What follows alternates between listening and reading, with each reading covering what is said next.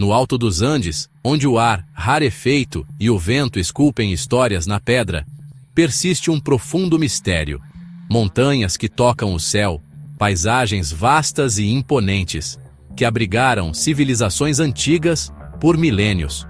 Aqui, entre os picos irregulares e o gelo eterno, a história não é apenas uma coleção de artefatos enterrados.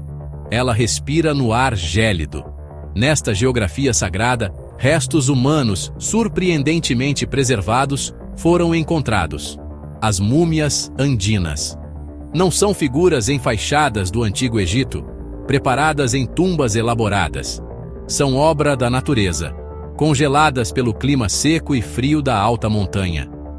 Muitas vezes sentadas, em tranquila contemplação, com os cabelos ainda trançados e vestimentas tecidas vibrantes.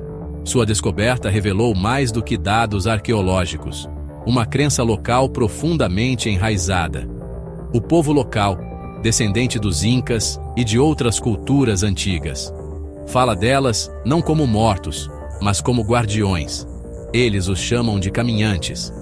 Acreditam, com convicção tão sólida quanto as montanhas, que essas figuras não se foram completamente, que ainda caminham pelos altos desfiladeiros.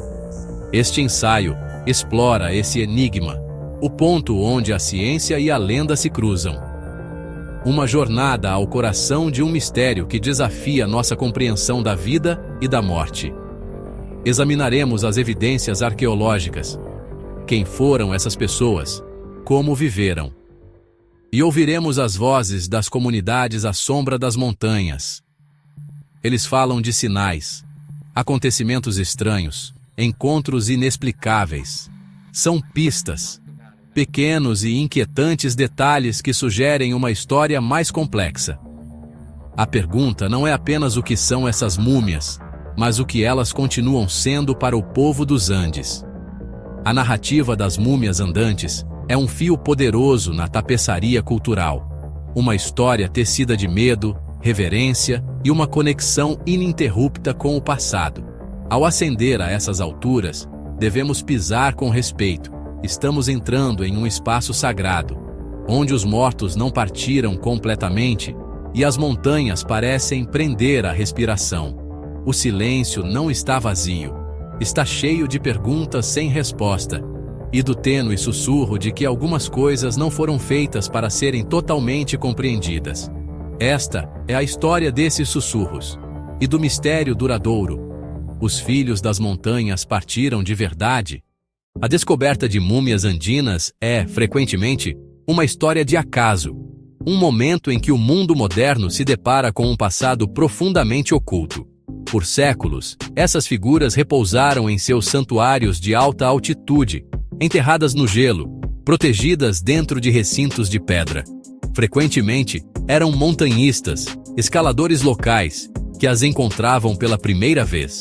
Encontrando essas figuras congeladas em poses de repouso sereno, aparentemente intocadas pela passagem de 500 anos.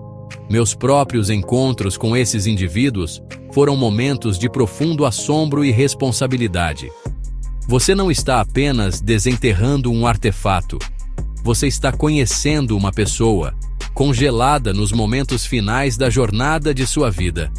Essas múmias são principalmente o resultado de um ritual inca específico conhecido como Capac Rucha, uma cerimônia estatal de imensa importância, que envolvia o sacrifício de crianças, jovens mulheres escolhidas por sua pureza e perfeição. Esses indivíduos eram vistos como emissários dos deuses, sua jornada ao topo da montanha uma peregrinação sagrada. Não foram tratados com violência no sentido convencional.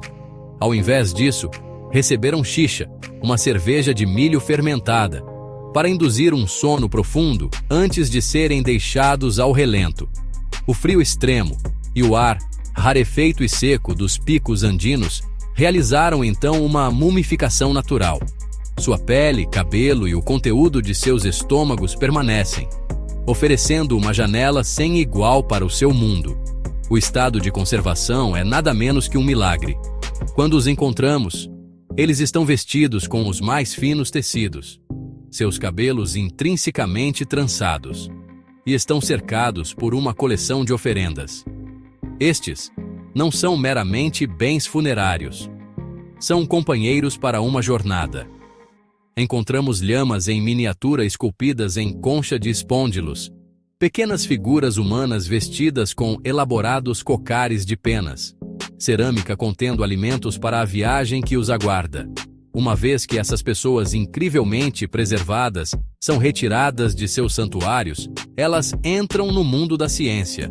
O primeiro passo é sempre a imagem não invasiva. Esses exames revelam sua estrutura óssea, o estado de seus órgãos internos e, frequentemente, a causa da morte. A análise meticulosa de amostras biológicas fornece uma vasta quantidade de informações. A datação por radiocarbono de cabelo, tecido e têxteis nos permite determinar o momento exato de sua morte, geralmente situando-os no final do século XV ou início do XVI, durante o auge do Império Inca. A análise de isótopos de seu cabelo é particularmente reveladora. Diferentes segmentos podem nos dizer sobre sua dieta e localização geográfica. Isso demonstrou que muitas das crianças escolhidas começaram a comer uma dieta de alto status de milho e carne de lhama apenas em seu último ano. A análise de DNA abriu outra fronteira, conectando esses indivíduos antigos com populações modernas. Ao sequenciar seus genomas, podemos rastrear sua linhagem e compreender sua relação genética com as comunidades indígenas contemporâneas.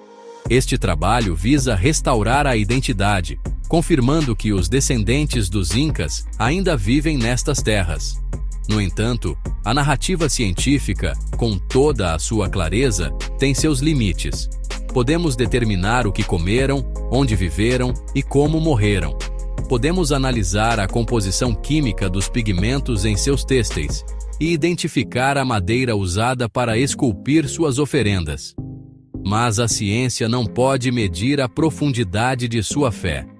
Não pode explicar completamente o cenário espiritual de um povo que acreditava que a morte de uma criança no topo de uma montanha poderia assegurar a prosperidade de um império inteiro. Os dados nos dão o que e o como, mas o porquê permanece envolto em uma cosmovisão que é profundamente diferente da nossa. Aqui, a história científica termina, e outra, mais misteriosa, começa.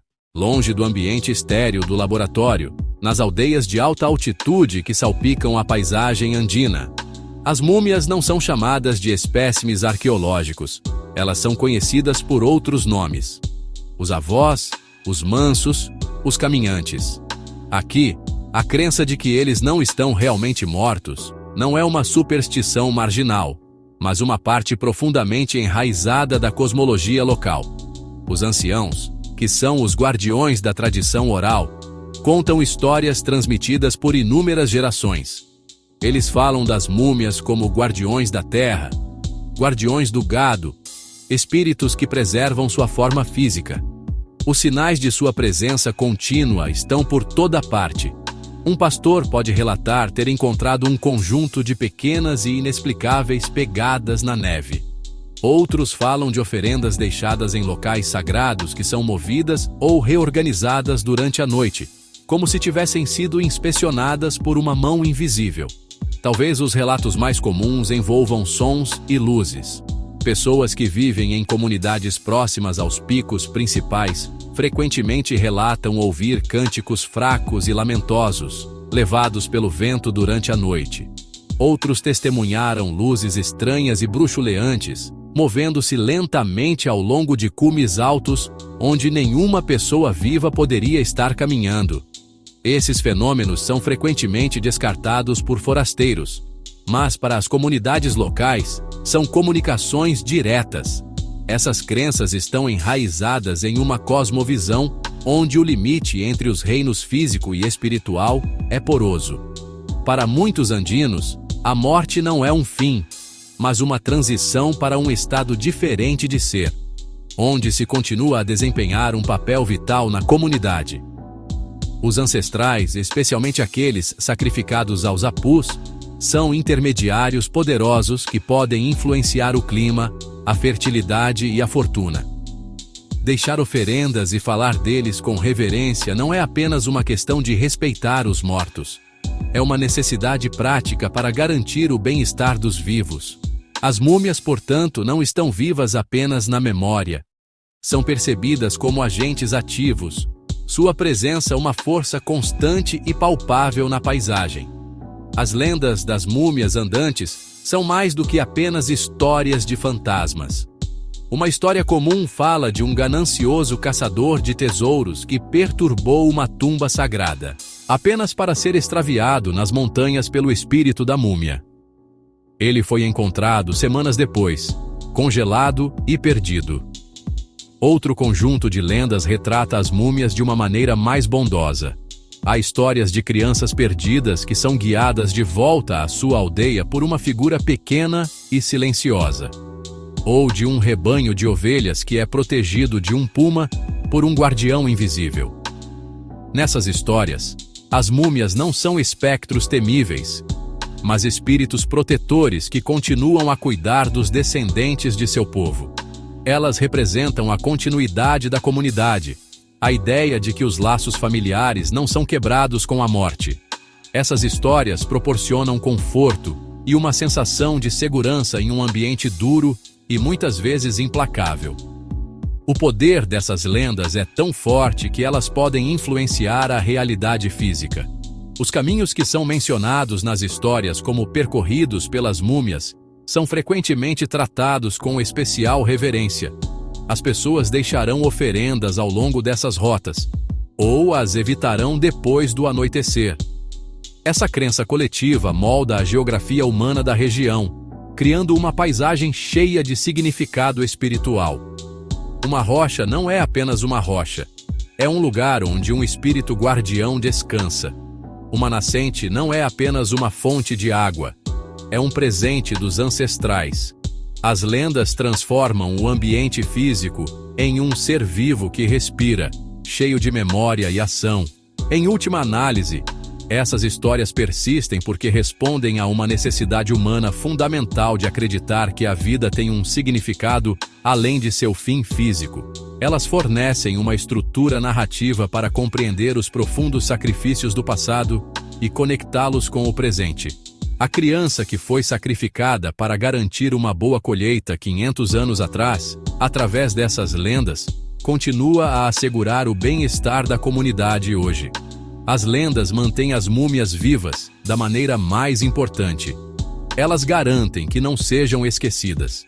Suas histórias continuam a ser contadas ao redor de fogueiras, em praças de aldeias, ecoando na pedra e tornando-se uma característica tão permanente dos Andes quanto as próprias montanhas. Então, as múmias andinas estão vivas? A pergunta em si pode ser falha, porque exige um sim ou um não simples em um contexto que é tudo menos simples. A ciência, com seus métodos rigorosos e sua demanda por provas empíricas, nos dá uma resposta clara e definitiva. Elas não estão. São restos humanos notavelmente preservados, artefatos biológicos de uma era passada. Suas células estão inativas, seus corações estão parados, e sua jornada no mundo físico terminou há 5 séculos no topo de uma montanha congelada. No entanto, deixar a resposta por aí é ignorar outra verdade, igualmente poderosa. Nos vilarejos dos Andes, nas histórias dos anciãos e na reverência silenciosa das pessoas que vivem à sombra das montanhas, essas múmias estão profundamente vivas. Elas estão vivas na memória cultural que lhes dá nomes e personalidades. Estão vivas nas lendas que lhes conferem poder, tornando-as protetoras da terra e guardiãs de seu povo. Estão vivas nos rituais que ainda são realizados em sua homenagem. Esta é uma classe diferente de vida, não biológica, mas cultural, não celular, mas espiritual. E em uma cultura onde o mundo espiritual é tão real quanto o físico, essa vida não é menos válida. O enigma duradouro dos caminhantes nos convida não a escolher um lado, mas a expandir nossa compreensão do que significa existir. nos pede para olhar o rosto silencioso e congelado de uma criança e considerar que sua história não terminou com seu último suspiro. Talvez seu sacrifício tenha desencadeado um eco, uma ressonância que continua a se espalhar pela paisagem e pelas vidas de seus descendentes. As pegadas na neve, os sussurros no vento. Talvez não sejam evidências de movimento físico, mas manifestações de uma presença duradoura.